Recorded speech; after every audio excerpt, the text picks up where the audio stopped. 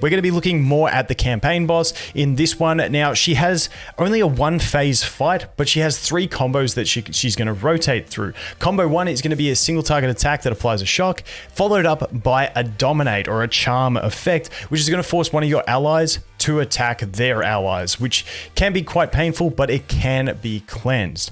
Her second combo is going to be a 3-target AoE attack that does damage and applies a shock, which she will follow up with a single target attack that can apply shock. Then for her third combo, it's going to start off with a 3-target AoE that applies shock, and then she's going to follow it up with a full board AoE that just deals raw damage. So now we're going to jump into the teams, talk about the teams, and then we'll jump into the actual fight and talk about the strategy, because there's a specific strategy depending on how much investment you want to put in your teams. And I've gone through this with absolute minimal investment for a little bit of min-maxing resources. So let's get into it. Okay, so here is the free-to-play team that I went in with, and that is going to be Dan Hung, March 7th, Fire Trailblazer, and Natasha. Now, similar to the Kokolia fight, we're just trying to turtle our way through this.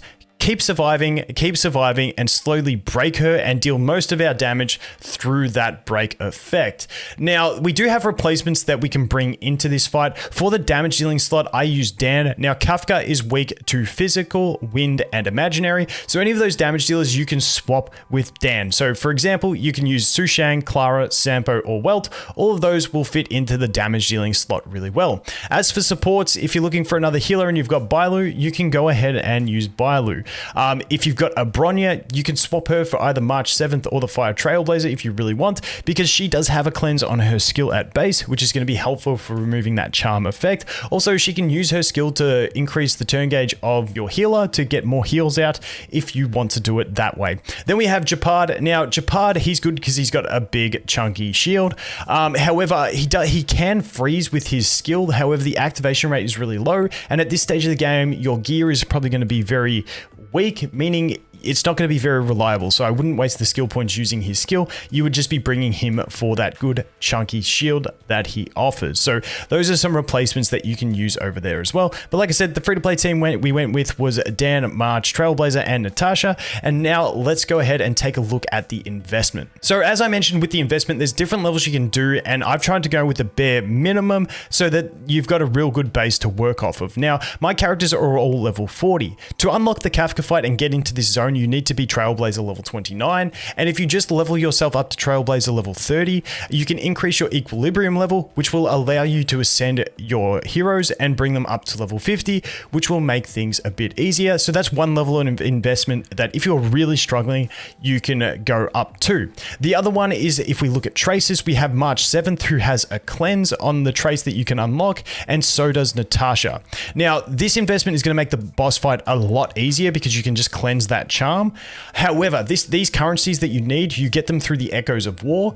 And the reason I didn't want to do this yet is that as you increase your equilibrium level, the drops from the Echoes of War increase, and you can only do this 3 times per week. So if it's at the start of the week, I'd rather avoid that so I can do it later in the week after I increase my equilibrium level and maximize my benefits. But if you're really struggling and you think you need the cleanse, you can go do an Echoes of War and pick one of these up. Just keep in mind, you can only do 3 of these per week.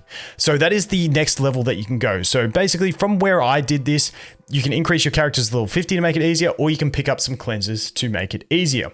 But let's just have a quick run through the investment. Like I said, level 40, Light Cone level 20. This one is a level 4. I just forgot to swap it off. I was going to do it with a 3-star one, but rip. So unfortunately, I did use a 4-star. I'm a cheat. Next up, Traces, level 3 on a couple of these. So it's a bit of investment into Dan. And then we've got just auto-placed gear. Don't even know what the stats are. This was just complete auto, or like no upgrades. Gear is trash. And then 0 Eidolons. Move on to March. We have the same level 40. Light Cone is a 3-star at level 20. Traces are at level 3 at 2 and 1. Relics, we've got that basic set that we get for free, the blue set in the game, unupgraded. Eidolons, we are at 0. Then we jump into the Trailblazer. We, once again, level 40. Light Cone is a 3-star at level 20. Traces are at level 2. Relics auto-placed level 0. And Eidolons are at 0. And then finally, Natasha, we have level 40. Light Cone is a 3-star at level 20. Traces are at level 3. Relics are auto-placed level 0, and Eidolons, this one is not upgraded yet, so we actually have 0 Eidolon. So like I said, very minimal investment in this one, and there's a lot of room you can go to improve, but it's more about the strategy of this team that is going to get us across the line. So let's go through that. So the strategy for this fight starts before you even get into the battle, and it's by going into some other trash battles or eating some consumables to increase your ult gauge on all of your characters to full. Natasha, not as important, but you definitely want it increased on Dan, March, and the Trailblazer. So once you've got them full, you go ahead and you jump into the combat. Now, when Kafka runs in, she will have 2 guards next to her.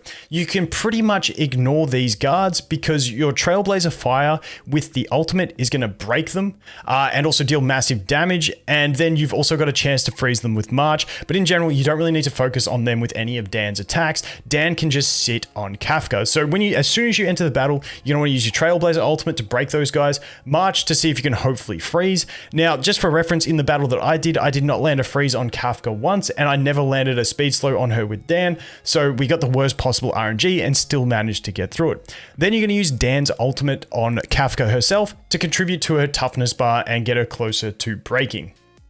Now, after that, the basic thing that we want to focus on, if you're just looking at like a sort of rotation or a skill point usage and generation, early on, you can try and use Dan's skill to slow Kafka. If you land it, it's going to be helpful. So you can try that a couple times, but after that, you just sort of give up on that speed slow. And what you want to do is you want to be using Dan's basic attack and the Trailblazer's basic attack. And then for March and Natasha, you want to be using their skills because you just want to keep your team shielded and topped up. And that is the main goal of this team. Now, when we look at the combo phases of Kafka, the first one is going to be that single target attack with shock, and then she's going to use the dominate or the charm effect on one of your allies. Now, once again, if you have those cleanse upgrades, you can use them. If not, you just have to deal with it and deal with the attacks. Now, it can get a bit hard if she charms Natasha, so maybe you might have to retry if she gets that on the first one. Besides that, we should be pretty good. Moving on from that, we have combo number 2, which is the 3 target AoE that applies a shock, followed up by a single target. This one's not too bad. It's like sort of the breather in between the combo. And then her third combo is going to be a 3 target AoE that applies a shock, followed up by a full board AoE where she chucks some bombs and it does pretty decent damage. So the one thing that I wanted to throw in here as well is with the Trailblazer fire, obviously your first ultimate you're going to use to break those soldiers that she has. If the soldiers are gone, then whenever you get the Trailblazer Fire ultimate ready, you want to save it for in between the attacks of a Kafka combo. So what happens is when she uses the first attack in her combo, as soon as she's using that, you can use the Trailblazer Fire's ultimate to cut in between her attacks, meaning that that first attack will remove the shields off your characters, but then you're using the ultimate to reapply the shield before she attacks again. It's a bit min-maxy, but it can help with survivability. But that is pretty much essentially everything there is to it. Use basic attacks with Dan and Trailblazer, and then use skills with March and Natasha, and then just slowly through your Dan's basic attacks, you will gradually break her, and when she breaks, it will do a lot of damage. Dan's ultimates will also do a good chunk of damage as well and contribute to that, and it's just a slow fight that you just got to slow burn. Now, once again, if you have a cleanse, use the cleanse on whoever gets charmed straight away, and then it's a very easy fight. And once again, you can always wait until you get to Trailblazer level 30, increase your character's levels to level 40 to level 50, and then it's pretty much GG from there as well. So that is going to be it for this one. Once again, if you're looking to the simulated universe for Kafka, freeze all the way in my opinion, but I will cover that in another video. But as always, guys, thanks for watching. I hope you have an awesome day, and I look forward to seeing the next one. Cheers.